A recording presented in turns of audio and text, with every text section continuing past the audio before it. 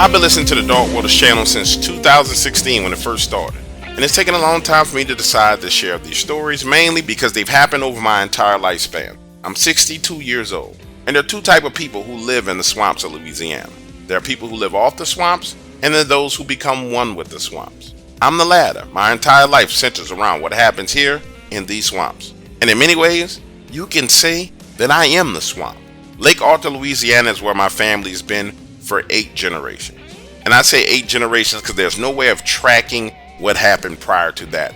But I imagine that we've been here since before the Louisiana Purchase. And when I tell you that these swamps hold secrets, listen to me when I speak. Because of the first secret I learned was over there in what we now call Mud Lake. I was 13 years old back then. My cousin and I were out crawfishing. The sun had just went down, and we decided to switch over and start catching shrimp. Imagine the scene. We're there. Got the nets, got the lamps shining in the water, because them shrimps love that light. The two of us on the outskirts of Mud Lake, catching as many shrimp as we can.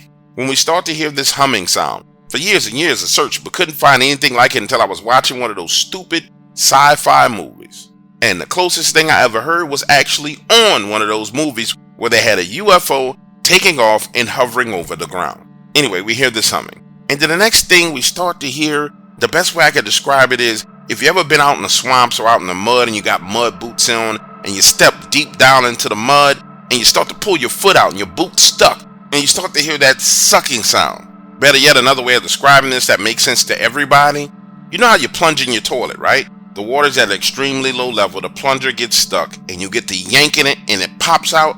The sound that it makes, well, it was that exact same sound, except for making it 1,000 times louder. And it lasted for about 45 seconds. Then, that's what we hear. Then this black triangle with lights on each corner starts to rise out of Mud Lake.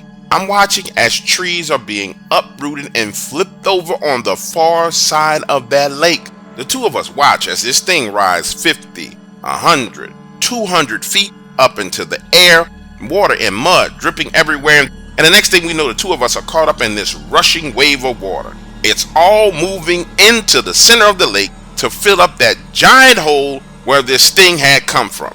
Understand, this is a violent movement of water. And I just knew we were going to die. Right then and there, we were going to die. I have fallen out of the boat, holding on to the side of it. He's trying to pull me back in. I remember my face going under the water.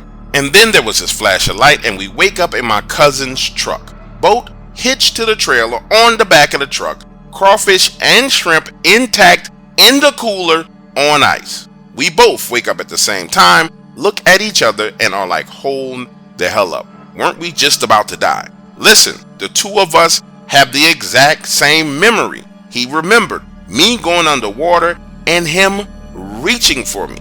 And the only other thing we remembered was waking up in the truck.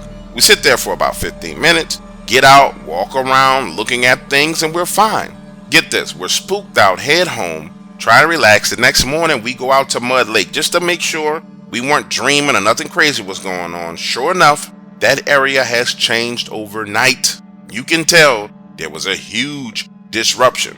Listen to me when I say this to you. This was one of my earliest weird encounters, but this won't be the last one that I share with you.